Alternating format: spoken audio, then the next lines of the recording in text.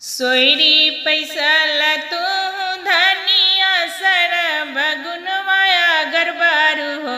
ए धनिया आवताड़ी पापा के दुलारुई बिरहिया बोलिया जानी बोलिया हो। ए धनिया आवताड़ी अम्मा के दुलारुई बिरहिया बोलिया जानी बोलिया हो। आवा हुए ननदाव पलंग चढ़ी बैठहु हो। ए ननद रसे रसे गावना सोहारावात सुनता सोहावन लागे हो। ए ननद रसे रसे गावना सोहारावात सुनता सोहावन लागे हो। गाई बे भौज गाई गाई के सुनाई बहो। ए भौजो काई देबू सोहर के गवैया उलटी घरे जाई बहो। ए भौजो काई देबू सोहर के गवैया उलटी घरे जाई बहो। मांगा हुए ननद मांगहु मांगी के सुनावहु हो। ए ननद जे तोहरा हृदया समास उहेड़े फलवा मांगहु हो।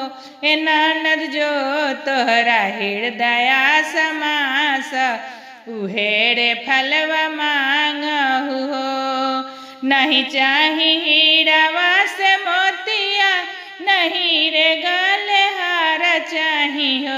ए भौजो तोहरा नाई हर के चंद्र मोहन उहेड़े हम चाहिले हो। ए भौजो तोहरा नाई हर के चंद्र मोहन उहेड़े हम चाहिले हो। किया तोहरा बाबा के बनावल चंदा भैया के गढ़ावल चंदा हो। ए ननद हमरा नाई हर के चंद्र मोहन तोहरा के नाही देहबहो। ए ननद हमरा नाई हर के चंद्र मोहन तोहरा के नाही देहबहो। कुर्सी बैसाला रौरा पापा जी सरबा गुनवाया गरबानी हो। ए पापा लाई दीना डोलिया कहाड़ावा भौजैया बिरही बोली बोले हो। ए ननद ला ए पापा लाई दीना डोलिया कहाड़ावा भौजैया बिरही बोली बोले हो। एक साल बीतले दूसर साल अवरो तीसर साल हो। ए ललना फुआ कही रोएला भतीजावा त सुनता गुनाम लागे हो। ए ललना फुआ फुआ कहेला भतीजावा त सुनता सुहाम लागे हो। मोरा पिछुआड़िया सोनरवा भैया अवरो से ही तब से हो। ए भैया गढ़ी दाना सुंदर चंद्र मोहन भतीजवा के पहनाई बहो। ए भैया गढ़ी दाना सुंदर चंद्र मोहन भतीजवा के पहनाई बहो। जब मोरा डोलिया गोयरवा गईले अवरो गोयरवा गईले हो।